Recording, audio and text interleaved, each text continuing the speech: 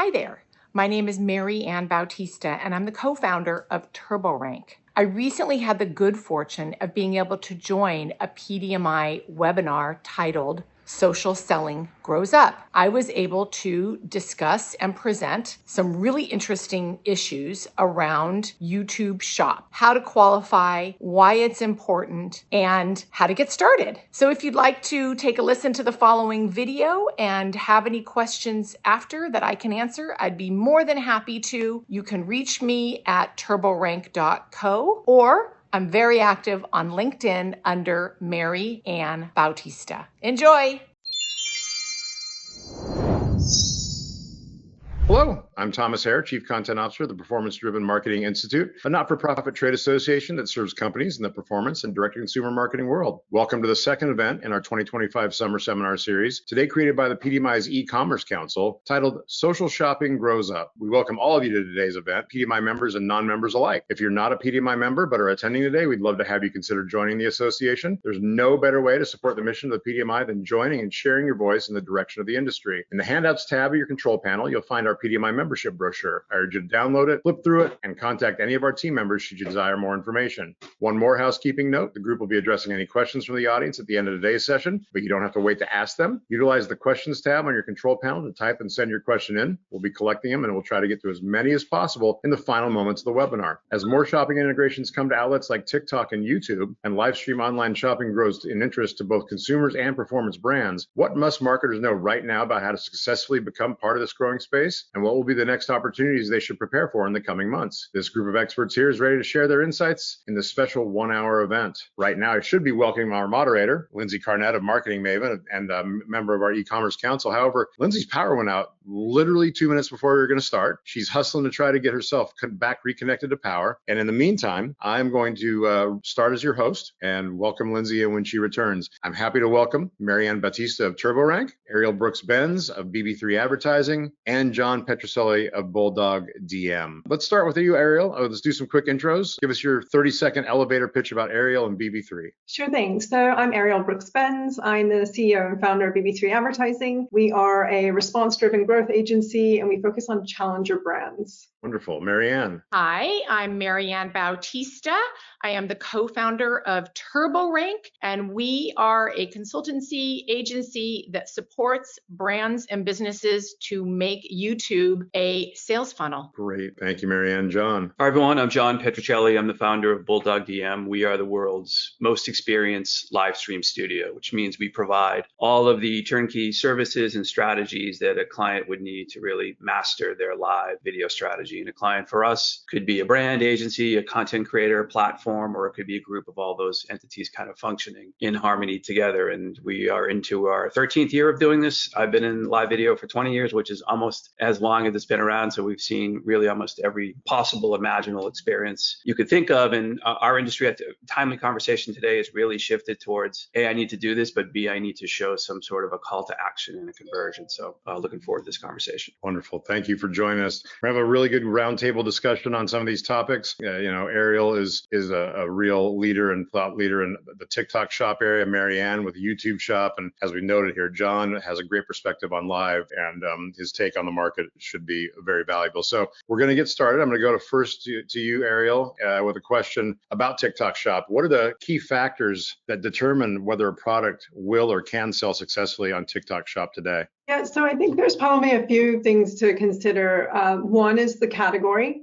We see a few categories that excel on the platform, and that includes beauty, women's fashion, fitness, home goods. Sort of those are some of the top products that we see. Another piece of that is building out the affiliate program within the TikTok ecosystem. That is extremely key because essentially that's how you're going to get that content out there and people will be able to find your products. The other piece is price. So when you're looking at the product that you'd like to put on or the brand that you'd like to put on TikTok Shop, understanding the price sensitivity of the platform, it is an impulse buy type sales approach. So we find that products under $50 tend to perform best, but we do have products that go up to $100. It is just slightly lower conversion rates, as you can imagine. And considering things like how to bundle in your products in new ways, interesting ways.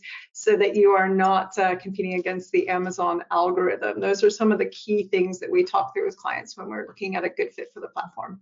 Great. Marianne, I'm going to swing over to you. YouTube Shop, what makes it different from other social commerce platforms when it comes to buyer intent and product discovery? Yes, absolutely. So YouTube is a marriage of a lot of different things. I often say it serves many masters. And what is unique about YouTube is that it is a search engine, it is an entertainment source, and it is a social media. It is the #2 search engine in the world, just behind its owner, Google. And so what you find there is that you get a lot of people who search high intent keywords to get more information about a product or service before they hit the buy button. And when you are well optimized to be discoverable, the brand is well optimized to be discoverable, and you've taken the step of achieving YouTube partner status, which is not that difficult to achieve, and integrating Shop, which there are some sort of criteria around that. But once you've done that, your video content can actually be shoppable, very similar to what Ariel is talking about within TikTok. The big difference between the two, though, is the fact that TikTok is short content. YouTube, the classic YouTube, you can have 30-minute videos there that are explainer videos, demonstration videos. You can go a lot longer and a lot deeper into the performance of the product or whatever it is you need to say about the product. So that's where it's really, really very different. Right. Great. John, I'm going to swing it over to you. You have this long expertise in live shopping. What makes each of these platforms great experience for the consumer? The real driver in live shopping, which is still somewhat in its infancy, is really, it's two things. One is the conversion. So live shoppable video streams typically get around a 30% conversion, which is about 10x of normal e-commerce. And then the other thing to consider is the user behavior by younger consumers. So about 58% of millennials have used live social shopping and 80% of Gen Z. So this is becoming almost a standard. And the real value is these are collaborative participatory broadcasts where the brand, i.e. the seller, is connecting in real time, but authentically with the consumer. And these younger consumers certainly value that. And these experiences tend to lean into, I think Ariel mentioned, entertainment and a little bit of storytelling. And that's a great way to lead somebody to a purchase. And a lot of these shows have, a reason for doing it. There's some sort of a special price or a deal if you act now. And these are also very compelling ways to discover a product. A platform, I think you're seeing TikTok very much leaning into live video. There were 8 million hours offered in 2024 alone, and there are now about 500,000 stores on the platform working across about 15 million influencers. And the top influencers are generating about 90% of their revenue from live stream. So the interesting thing is it's still early in this space, but the results are pretty overwhelming. I just saw a video from, I think, Gary Vaynerchuk saying that all retail, eventually retail will be live. The shops will convert on Monday through Friday into actual studios and then go back to retail centers on the weekend. And that will happen sometime, he believes, in the next 5 years. So a lot happening in space, but really it's that ability to convert the viewer and also attract these younger consumers. That's great. I mean, really interesting. That exponential growth it's not shocking, but at the same time, those numbers are just massive. That leads me back to you, Ariel, and talking about TikTok and that growth.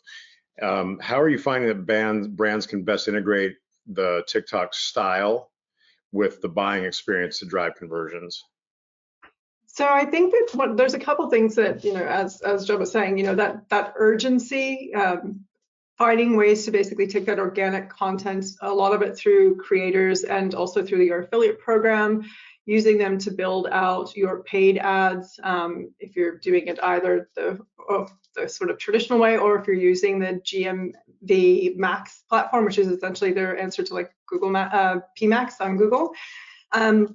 But basically what we want to do is we want to have that authentic content that's being made in platform that actually fits the visual and the feel and the style of what people expect to see on their feed already. And we want to take that and see how we can kind of maximize it. We want to make sure we're adding shopping links to it. We want to make sure that we're building organic pages, and we want to make sure that we're really hopefully utilizing that in the GMV max format, which is where it allows you to pull in the content from live shopping events, your affiliate program, your organic, and kind of bring that all together. So what we try to do is kind of make sure that content's really working for you. Yeah, makes sense. I mean, optimization of the video to convert on any outlet is key. Marianne, how should brands think about optimizing videos for both YouTube search and also for direct shopping conversions? So we really strongly recommend reverse engineering the entire process. We do a diagnostic upfront for all of our clients. And what that basically does is it tells us exactly how many people are searching for your solution and what keywords they are using. So once we have amassed that data, we took a look at a lot of other things as well. I'm simplifying here a little bit, but once we have that information, that will inform what kind of content you should be producing. So we're not guessing. We know where the searches are, we know how many searches are occurring, we know what words are being used. And then we recommend to our clients to create that content, and then we publish it on a very specific schedule that allows the algorithm to make that content discoverable to those people, because you're basically teaching the algorithm. And then of course, once you have YouTube Shop integrated, you're tagging those products and allowing that shopping to occur 24/7. Not, it's not specific to a time, it's not specific to a paid ad. It is specific to when people open up their laptops or desktops or whatever and want to answer questions about a product or a service. And sometimes it's non-branded, by the way. Where can I get the best hair growth serum? Or you know what I mean? It doesn't have to be specific to a brand. You also want to be properly optimized for non-branded terms as well. Interesting. As we bounce back and forth here between TikTok and YouTube, John, can you give us a little context regarding the shopping landscape on YouTube versus what that massive growth that TikTok Shop has had and what's planned for the next several quarters? I think it's a great question. And, right now, TikTok is, I would say, in the high speed lane and offering the volume of emphasis on live video on that platform is pretty astounding. I think there were, just in the back to school campaign, they served 8 billion live streams. And again, it's really dialed into this influencer and creator ecosystem. We don't think that Amazon, Google, and Facebook are going to stand idly by and let TikTok just completely dominate that market. So I think you're going to see significant strategies baked across all of those ecosystems. Just like in the platform world, you're seeing Netflix licensing a lot of live content, right, as a means to drive people over the platform, but also sell advertising, right? Their NFL game inventory sold out, the Mike Tyson fight sold out, and within 7 days of Skydance buying Paramount, they went out and acquired $7 billion worth of rights of UFC content, and they're going to offer that, without a pay window. You can just go on to Paramount Plus and enjoy that content. So similar, I think a lot of these platforms, just in general, are going to start to bring more live programming to all of their platforms. And then same strategy. They're going to drive advertising, but also turn on shoppable experiences that can kind of convert those younger viewers. So there's, I think no real downside to anybody getting into the live ecosystem, because you're going to have multiple ways to monetize. But I think you're hearing a lot of, I think the idea of reverse engineering and thinking about your product strategy, I think is critical, right? To have any success on any of these platforms, you want to test and learn and iterate back and forth and how that all works. But there clearly is, there's an attention economy that people want to capitalize on. And in my work in live video, if you can create collaborative participatory broadcasts, like don't just put up a webcam, but offer things like chat, polling, trivia, graphics, calls to action, you're going to do a couple things. You're going to really transform that viewer into a participant. And when we see that leads to this kind of holy grail of, I'm going to watch a little bit longer, I'm going to invite my friends to these broadcasts, and I also have a much higher likelihood of returning to subsequent broadcasts. And the evangelism in this market is, don't just do this once. You're going to do this multiple times a week for multiple hours, and really dial into the algorithms on those platforms and really kind of build that connection to those consumers. And we do talk certainly a lot about live, but anything we're capturing can also be repurposed into VOD clips, highlights, segments as well, and then propagated across your influencer partners as well. So there's certainly an initial phase in the live universe, but there are subsequent kind of strategies and pillars that follow along after that live content has been captured and shot. Yep, Yeah, Ariel and I can take all your live content. Thank you. You have a lot of clients that are doing a lot of, that have started with lives because TikTok started here in the UK market first, right? Because they beta tested it before they took it into the US market. And the clients that we knew that started here and really leaned into that really set the tone for their shops and their success on the platform. Well, and there's a massive land grab going on right now within YouTube for that exact reason. When a brand gets in early and really dominates the space, I mean, you remember 15 years ago in Facebook? That's what's happening right now in YouTube. Interesting. Yeah, I mean, look, I think you see it.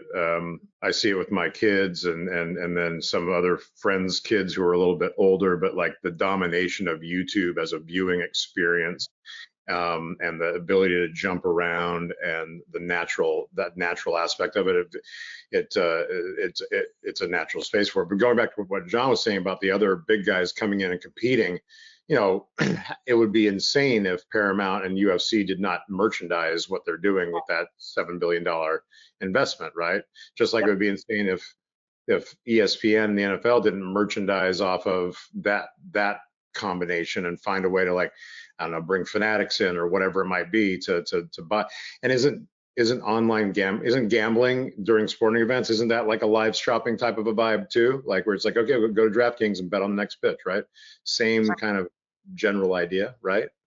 Yep. Interaction with what's going on. Yeah, I do. What I always find is interesting is that we kind of thought that like live shopping was dying because of HSN and, you know, like those of us who grew up with QVC and stuff like that. So I found it so interesting that, like, we thought as that was tapering down there, we're seeing this massive resurgence on the social platforms for essentially the same format, just a different vehicle.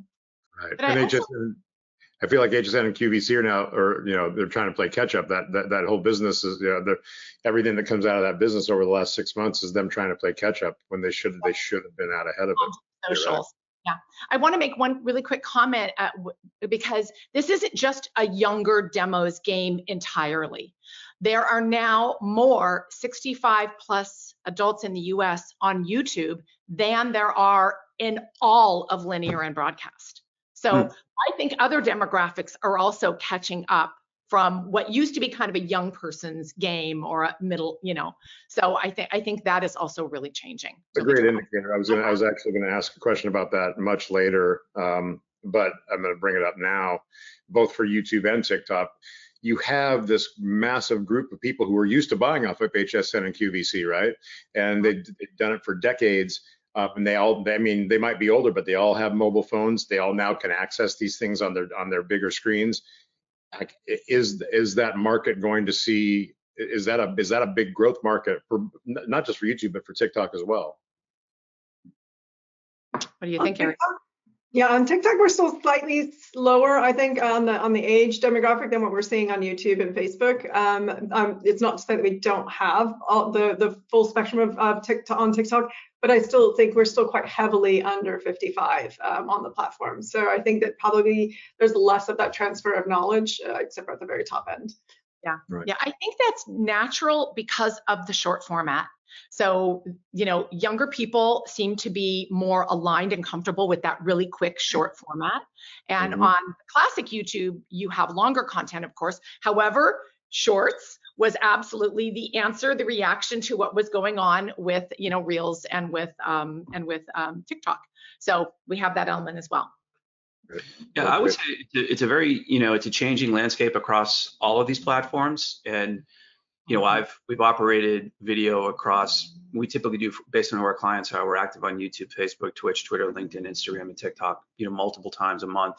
Several of those platforms are clients of ours. If they have a complex live project, they'll source it to us. But they each, you know, in the live world, only one of them, which is Twitch, that's their day job, and the rest of them focus on other things. So they all have their, I would say, strengths and challenges in offering video in general, but certainly live video. You know, historically, video performs amazing on YouTube, right? It looks better, you get much longer watch times, but it's also a little bit hard to discover something, right? So a platform like Instagram, when it goes live, you get that alert notification that says, hey, the account that you follow is live now, and that's a great way for real-time discovery. You know, historically, Twitter offered that as well, and that's gone through some changes as a platform in general, but they're all in a, you know, I always tell people the internet from the live perspective was really architected for an on-demand experience, right? If you wanted to watch a movie, you went to Netflix, a TV show on Hulu, and anything on a platform like YouTube. And what they did not contemplate is devices would propagate to the market, and in one day, everybody would have multiple devices that could play video and then play live video. So the world has, you've seen, you saw the Mike Tyson fight on Netflix had some delivery challenges. There was, I think, a Love is Blind show that didn't even make it to the air. But now that platform is completely stabilized, and they can offer, you know, NFL games on Christmas Day. So they're all going through different changes, and I think they're all trying to reach a much larger audience as well. I know I hear TikTok is now, there are 170 million users in the US. They're not all 13, right? There are more and more people heading to that platform to discover and work across a video experience. So it's a very fluid situation across all of them, but I think they eventually are looking to grow their demographics and attain different viewership across the board. And I think they'll realize also older viewers have great discretionary income, and there's going to be ways for them to attract them and bring them on and help them drive purchases as well. Right, great. Going to head back into the questions that we prepared. Ariel, with you, what are the most common mistakes you see brands make when launching on TikTok Shop, and any tips on how they can avoid them? There are a few that we've seen, sorry, repeatedly across a couple of clients when they first launch. One of them that's really easy to do is mentioning any competitors. So whether that's competitor platforms or competitors within your space. So like, for example, mentioning Amazon is a big no-no because you'll actually get penalized for that. That kind of goes along the same lines of, you know, sending traffic off platform. We do that in some occasions, but for the most part, any one of these platforms is going to reward keeping people in platform. You know, going back to John's comment about the attention economy, we want people to stay put as long as possible. So what we want to do is we want to make sure they're creating content that keeps them in the ecosystem. But then there's also a lot around the customer service aspect of TikTok Shop, and they're quite strict on that. They have really strict guidelines around communication response times, being able to fulfill on products. So we have clients that launch and do not anticipate how quickly they might sell out. And there's a lot in place that if you don't get products out, if you're not responding to people, if you're not tracking the products, you can very, very quickly have products removed from the shop, or you can get shut down as a seller. So the customer service is something that's really key to them. And then, of course, high return rates. If your product doesn't actually fulfill and you get a lot of returns, that's going to be problematic as well. Sort of for us, like a lot of the things that we try to steer clients into when we're trying to avoid these mistakes is just having a very clear checklist on these items, really understanding what the rules are. And every platform has them, and they're very, very good about disclosing most of those guidelines, adhering to them, and making sure that if we foresee issues, that we try and catch that and make adjustments before we end up getting penalized, because they do have a point system that can get you banned or have your account shut down if you don't abide. Right. That makes sense. Marianne, can you share an example of a brand that's successfully driven measurable sales using YouTube Shop, and what made it work? Absolutely. So we have a client in the beauty space, and they were, you know, building out their organic sort of foundation, and we were able to integrate in YouTube Shop. And in the last 12 months, with really very, very low lift, we drove about $65,000 worth of incremental sales. So not necessarily a huge number for really, really big brands. For this brand, it was really significant. So the second part of the question was, what did we do to make it work? What we do ongoing is we literally track every metric. We're watching every single video. We're determining which kinds of videos are performing the best with our tagged products. And then we are rinse and repeat, right? So we do more and more of that, and we're constantly testing and looking at different kinds of content and bringing in different kinds of creative, and then continuing to build that out. Great, great. John, when you consider engagement and sales, what elements make a YouTube live shopping event successful? Certainly it is the notion of engaging your audience through some sort of storytelling and entertainment. Again, it can't be, hey, this product is on sale for $24, right?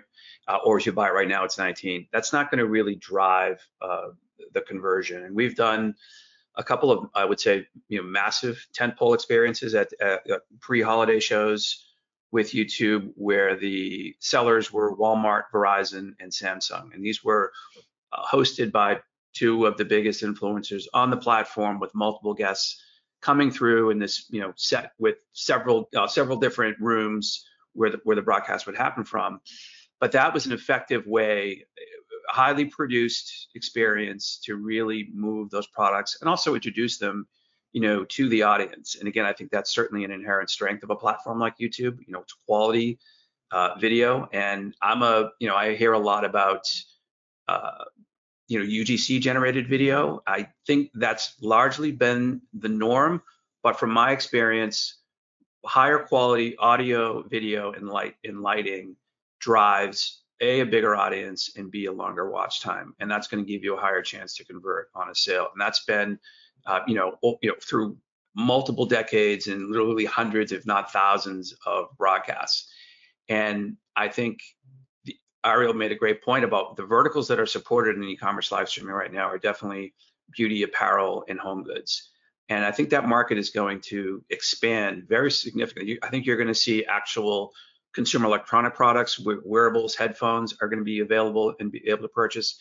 And those brands like a Samsung are going to want a higher quality broadcast. So part of our work in this space is, let's design an affordable studio or a live solution that optimizes, gives you the right audio, gives you the proper microphones for your guests and your hosts. It's properly lit and is shot on the right gear and equipment. I hear a lot of conversations or a lot of concerns about, hey, the cost to do this is too high or it's expensive. The cost to execute these shows is coming down significantly. Even in the beautiful concert world that we live in, we can now deliver really optimized experiences because the equipment is more cost effective. It's also smaller. It doesn't take up a lot of space, but it allows you to deliver a beautiful experience. We can even take a cinematic lens and mount that on a prosumer camera, right? I couldn't do that 6-8 years ago. But that now allows a brand to execute their live show and then have these beautiful snippets, copies, clips, and VOD assets that they can propagate across their socials and also their influencer socials. And again, influencers are a big driver here. And I'm finding that the influencer market it's pretty significant. It's massive. It's becoming a little bit of a commodity, and finding real influencers who are experts about the product and then they're passionate about it. They're also going to be good on camera and then good in a live environment, which is not easy to do. They don't grow on trees. They're not everywhere. And I think you're starting to see the market will shift to brands also curating who these influencers are, and they're working with them really, really closely. And they're finding them out in the wild. Oh, this person loves my product. I want to work with them, and I'm going to do a much more aligned deal than just a general, hey, go make some videos for me and post them and see what you can sell, and we'll cut you a commission. So, lots to contemplate there, but I think those are some of the key points. That makes sense. I mean, we were talking there. Do you think that the fact that the quality of influencer video has gotten so good in a lot of these cases that people their expectations are for better quality now than they maybe were 2-3 years ago? Yeah, definitely. And I've seen the argument too that even the younger consumer who has shied away from their traditional TV subscription and gone onto platforms like Instagram and TikTok, they want television quality in their video. They actually want longer, better videos, and that's becoming a thing now. And I think marketers are starting to realize that. And you know, who would have thought, right? You think, oh, they just want whatever they can watch. It's cheap, fast, and easily produced. And I certainly see this, you know, in the if we're doing a music festival, and let's say the big headliner opts out of it for some reason, the audience will still look at people holding their phones up in a live environment, but it is not the same as, you know, 10 professional or 8 or 6 or 8 cameras around that stage. And we know where the, you know, we know the set, this artist is going to do 22 songs and they're going to bring out again, et cetera. The consumer, if you can give them a better video experience, again, they're going to watch longer, they're going to come back, they're going to invite their friends, and they're probably, you know, I don't know what the exponential lift is on a potential conversion, but that's going to put you in a much better place to deliver a sale and also win a customer who's likely to come back and buy other products as well. Right. And doesn't it also build on the credibility of the brand, right? So when we associate that high quality with a credible brand or with a credible product. So I think that also is part of that, why people, not only for the entertainment, like I want to stay and look at something aesthetically pleasing, but then when I'm thinking about making a purchasing decision, it makes me feel like there's a higher value on the product if that quality is really high. You know, we really believe in sort of a blend. I think that some of that lower production value, you know, iPhone shot influencer stuff blended in with higher production value content can also be a real benefit because it just looks so credible and so real. Whereas everything's AI generated these days, and you know, what do I believe and what do I not believe? I think that some of that lower, you know, production value UGC stuff can also have its place and can have an impact as well. Ariel, I'm going to head back to you for this next one. Kind of give me your perspective about the next 6 to 12 months. What features or trends should marketers be preparing for or ready to execute on with TikTok Shop in the next year or so? So I think a couple of things that we're seeing is I think we're going to continue to see lives grow. That's like a big thing. They've been pushing it for a long time. They do help brands that are willing to spend a lot of time on lives. They help promote that content beyond just the live, and they support brands that are really doing that. So I think that's going to be a big space.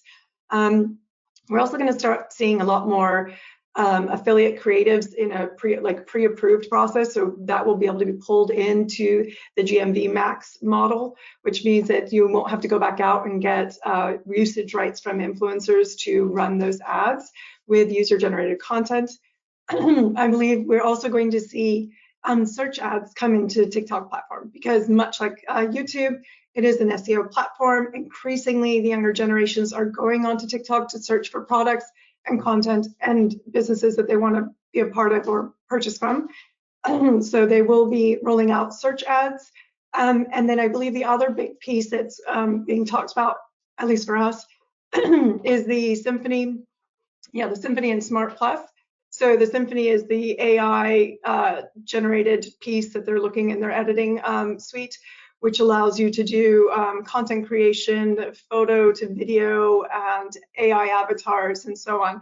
And of course, this all goes back to attention economy and keeping people in platform, is utilizing that full editing suite within the platform, which they will then push your content out further and so on. So I think those are a couple of things that we know are on the horizon. And as we know with all these platforms, if they put out a bell or a whistle and you actually use them, they will promote you and love you. So that's what we're probably going to be working on.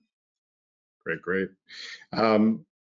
Marianne, YouTube Shop obviously still evolving, and the work you're doing is kind of trending. Like, you know, it utilizes that, but it also has its own role. What are the early adopter opportunities marketers could be capitalizing on right now? Well, I referred to this earlier. There's a massive land grab going on right now. And so it's just getting in sooner rather than later. There is a cost to doing nothing, because fighting back or beating back someone who has a competitor that has already established a strong organic foundation and is grabbing a lot of those searches is much harder than getting it in the first place. So that's what I would say. That is the number one thing, is get in the game. And surprisingly, people are often shocked. It's not that expensive. As a percent of advertising, the fees in order, because you're probably already producing the content, and if you're not, there are ways to make that very inexpensive, but the optimization and the marketing fees are just usually a very small percent of ad spend. And then we know that when people see advertising in other places, they Google, YouTube, and AI search, right? And so you want to be discoverable. And we just recently had sort of a revelation. It was a wonderful thing. We saw that one of our clients was able to get the ChatGPT answer for what is the best XYZ product. And we achieved that. And the two sources were a YouTube video that we had promoted, and secondarily, a Reddit post that we had seeded. So getting into that game, I think getting into the game sooner rather than later is really smart if you have a long vision for your brand. Yeah, well, I mean, how long is it? Right, you listed Google, YouTube, and AI searches. How long until that order is flipped? Right? Oh, I don't know the answer to that question. Anybody else? I think it's happening kind of fast. We're also seeing because of Meta's new exchange, right? So your posts on Meta are now visible in search, and to your point, Mary, on Reddit is an incredibly powerful piece of the AI. Yeah, number one high authority site, and it does not like commercialism, so you really know how to use it properly. Because if you just go in there and you blast, you're booted out. Yeah, interesting. John, I'm going to jump over to you, and I think this question kind of comes from, like, we were talking about how, what people were used to in HSN, QVC, and what people have gotten used to maybe with influencers. How can brands use lives to create urgency and exclusivity without feeling overly sales driven? Again, I think certainly leaning into the entertainment storytelling narrative of an experience. And I also think that your strategy can also focus on where you are geographically, right? There are studios being built just to service this market in this industry. Los Angeles has like a 40% commercial real estate vacancy. I've read that CBS Television City is now taking tenants in that provide this business. So it's not like a brand has to go build this and worry about, how do I draw, how do I run an encoder, how do I take care of cameras and so forth. Second, a lot of brands are building their own content studios or already have them, but they probably don't want to get into the world of live multi-camera work, right? That's complex, and it's why we do a lot of our own work.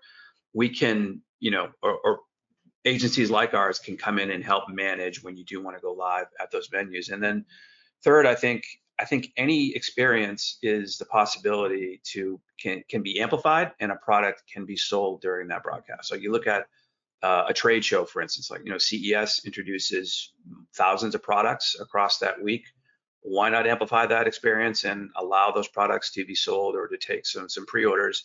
At the very least, you're going to have some sort of an awareness that happens almost instantaneously and also happens very cost effectively. I even look at the world of music festivals. You've got artists and talent and celebrities and influencers and athletes all camped out there for multiple days. Why not even have a pavilion where brands, especially direct-to-consumer brands, can come in with their influencers, take and have space, and maybe bring in some of the talent that they've done collabs with, i.e., Rihanna has a beauty line, or so-and-so has a clothing line.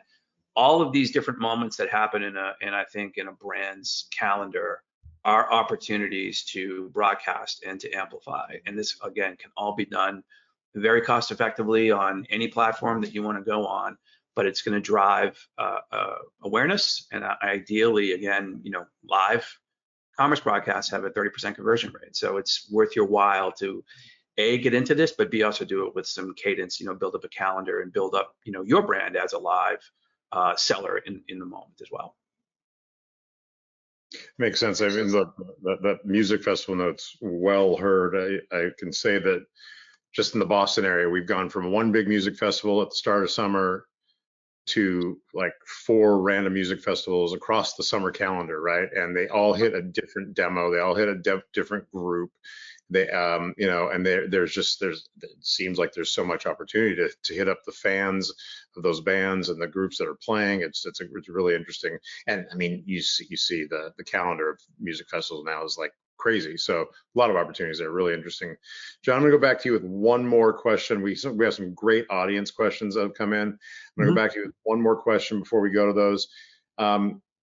Production and promotion best practices for brands who are new to YouTube, TikTok, or any kind of live. Again, I would focus on the quality of your broadcast. And again, you know, I've shot massive A-list multi-platinum music star on even Samsung S23 devices, because they have the 4K in the front and the 8K feature in the back, layered into a director's cut. But again, the cameras and the equipment are at an all-time low. You've also got historical production people that aren't out actively working because production is down, I think, across the entertainment industry. Yep. These individuals can be repurposed and brought into this type of a world. So I would say those are, focus on, if you're going to get into this market, is A, well, first of all, do it. B, have a plan of some sort of a cadence. And doing it once is not going to drive any results of any kind that are going to be worth any value. And then, C, know who your audience is, and go meet them where they are. Are they on YouTube? Are they on TikTok? Are they on Instagram? I think every brand we talk to has at least 3 that prioritize. Sometimes we'll do a broadcast if we worked with Hyundai that does an automotive reveal, and we're on 5 different platforms simultaneously, and we're also sending the stream over to Hyundai.com. But I would get into the market, try, test and learn, iterate, do it with a cadence, and also start to think about where your audience is living and also where your prospective audience is living. If you're going to go higher or lower in some sort of a demographic with a different product, understand where those people are and what they're doing, and find the right influencers. I don't think it just can be random. It's got to be somebody, again, who's passionate about the product and is also good on camera. Great. Yeah, let's take some of these audience questions. The first one, obviously each platform has its own unique user base and content style. We've talked about that. Basically, the viewers asking for each of you to share maybe one example of a strategy that you've seen work either on TikTok or YouTube that has driven sales. So one example would be great from each of you. I guess I can kind of jump in on what John was talking about. One of our clients, what they did, and we saw a huge amount of success with, is they actually brought influencers in-house. So they actually have them on their staff, they attend staff meetings, they manage other influencers, but they know everything about the brand, they know everything about every product, and they are the ones that do the lives on behalf of the brand.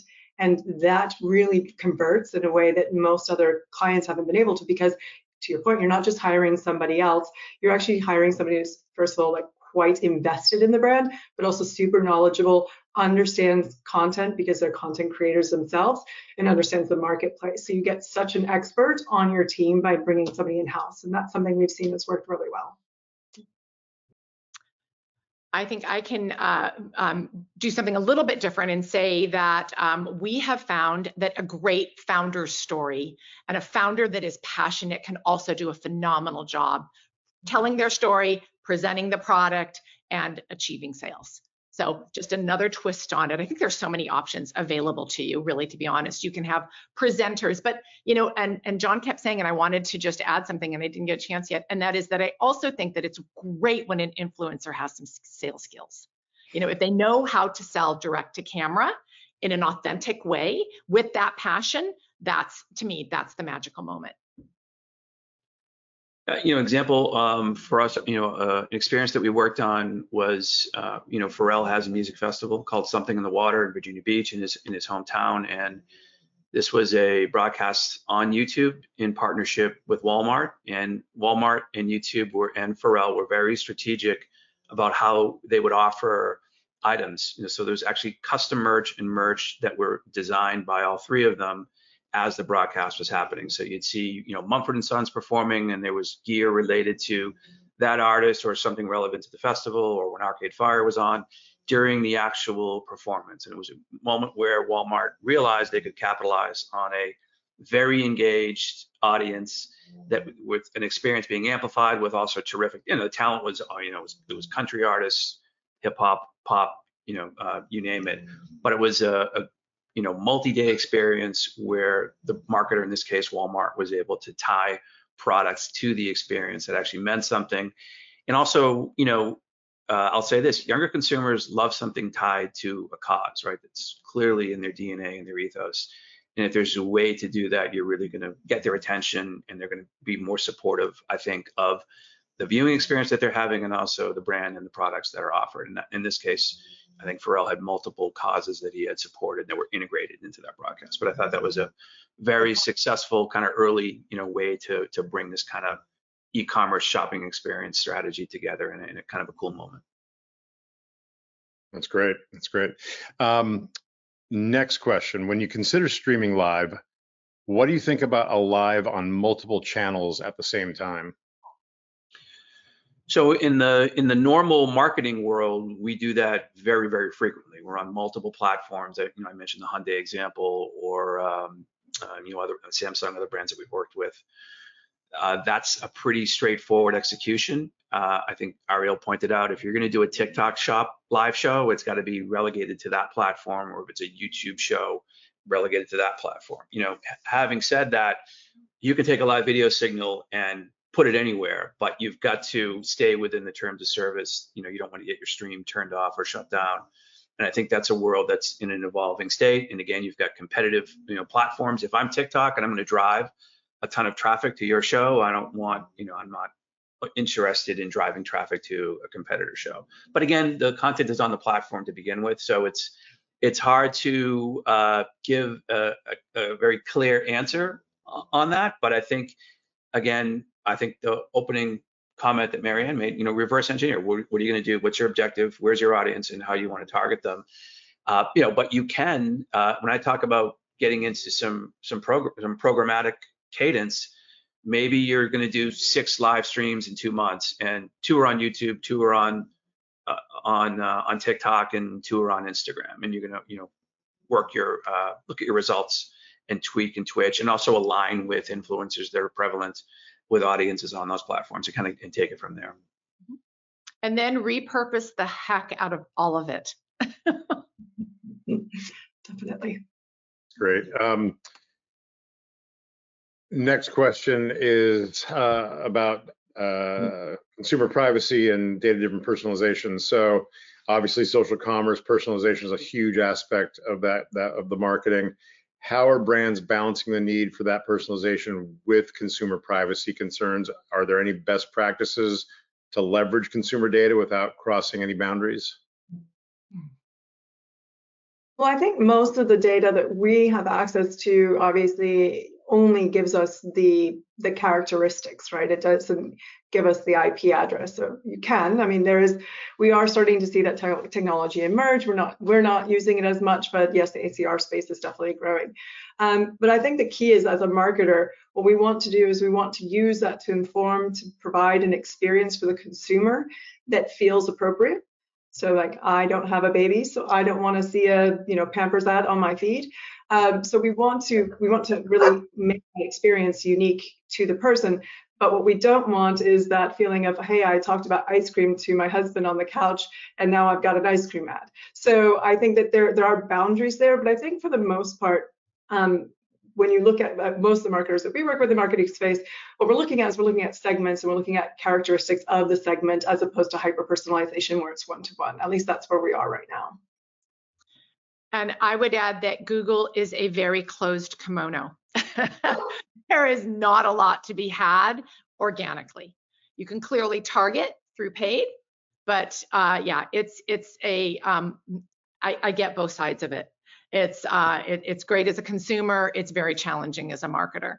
But we do target, and of course, once they have engaged with our client, then we have more access to data. You can append and run matches and so forth. But yeah, it's Google is notoriously challenging that way. Yeah, in the live world, we're just reporting on audience behavior. Where they were, how big they were, et cetera. So nothing really down to customer privacy issues. Great. We've talked a lot about influencers and user-generated content. I think the best way to ask this question is, which do you prefer, or does it vary by product? I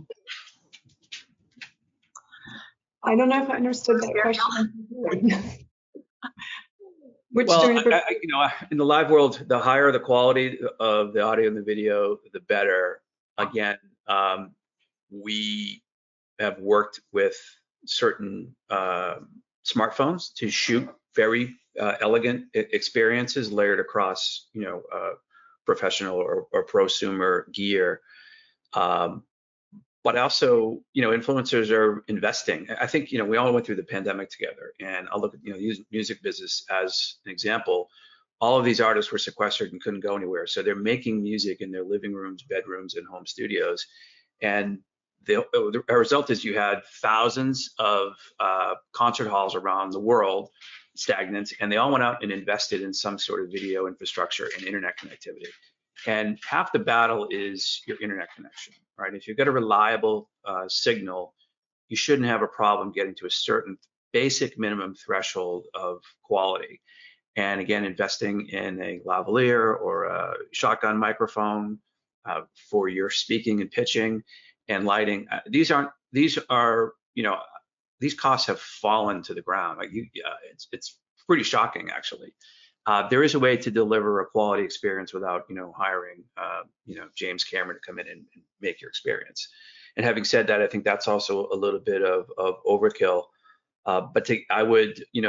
The reality for me is I see a lot of underwhelming live video on social media platforms that's largely influencer or user-generated, user-created. But also see some decent quality things. I just believe that this industry is going to go beyond the three pillars of beauty, apparel, and home goods, and it's going to have much higher price, more complex items. Like someone needs to explain, a cool wearable smartwatch or headphone. I want to know, but I want to say, hey, can you turn that? I want to see it. Or does it come in blue? Or what are different, those types of questions. And a better video experience is going to get that consumer quickly through the process of understanding, oh, it actually fits exactly what I'm looking for. I want to click that button and go buy that. So again, I don't mean, blowing all kinds of money on video production, and it's frankly very hard to do that. But having a certain level of investment in lighting, audio, and video, I think is going to go a long way. Mm-hmm. So the question was, which is our favorite? And obviously, Ariel and I have favorites, but I would say that there is a place for both without question. Whereas TikTok is a little more reactionary and shorter content and lower price point, I would say that YouTube in general tends to be the opposite of that. It tends to be longer viewers, longer time viewing, more detail, tends to be a little bit of a higher product price point. But we have found that if you have a strong organic foundation and you've reverse engineered and you know what your content is, that your content is answering the questions, you can even make lower price products work within YouTube and YouTube Shop as well. Yeah, for me, it's both, because TikTok is kind of like we need both. I mean, I think that there's a place for both within the ecosystem, and they both serve different purposes. And when you're putting together your goal and your strategy, it's about where you place those in the strategy. Great. All right, last one. When it comes to live, can you each give me your number one opportunity that you think brands are overlooking or underutilizing right now? When it comes to lives specifically, yep. Or when it comes to live on TikTok, live on YouTube, any live shopping, is there something that they're missing that maybe they won't be missing, say 12 months from now? So I think not doing it. I think staying, avoiding, getting in, at least testing and learning and experimenting and finding out how your product resonates. And also, I think brands are going to come up short if they just do this once or twice. I don't think they're going to get I think you've got to be prepared to invest in it and test and learn and iterate and go forward from there. And I think that's going to be a far more fruitful strategy than either not doing anything or just doing something on a one-off basis. And I would add that having the strong organic foundation in the important socials for you. I think you need that in TikTok. I think you need it in Instagram, the Facebook products. I think you absolutely need it in YouTube and the Google products. So going out with a live without having something else to back it up and a place for these people to go for more information is a disaster. It's not a one-off, right? Yeah, I mean, the same on TikTok. If you don't have your affiliate, your live, your organic, if all of that is not all churning together, you're not going to get it where it needs to be. So it's really key with whatever platform you're on that you look at all the different aspects of the platform and what they're pushing and what they're prioritizing, and make sure that you're doing a complementary suite of strategies so that you're really getting the maximum out of it. That's great, everyone. Thank you all so much. We're going to call it quits here. We're coming up on the hour. I want to say thank you to Mary Ann, Ariel, John. That's how I see you on my screen. Also, thank you to Lindsay for helping prep this, even though our power went out. And I'm guessing that the heat wave in Southern California might have got her. Thank you, Lindsay, for your help. Thank you for the E-commerce Council for bringing us today's event. If you're a PDMI member or would like to get involved, you can reach out to me directly to share your interest in any of our member councils today. Your next chance to attend a live online PDMI event is Wednesday, September 3rd, when our Take 20 series will host a group of e-commerce experts to discuss performance marketers' expectations for the 2025 holiday season. Please visit thepdmi.com/take-20 to register for the webinar and check out the upcoming schedule. And finally, online registration for PDMI West in San Diego, October 6th through 8th, is rolling along. Badges are priced at just $395 for PDMI members and $595 for non-members. For one more week, badge holders gain access to the near $200 per night discount on guest rooms in the PDMI's block at the host hotel, Intercontinental San Diego. So it's time to jump on and get in. The pdmi.com/PDMI-West is where you go to get your badge and your hotel room now. Thanks again to all of you for being here. Take care. Be well. We'll see you soon. Bye-bye.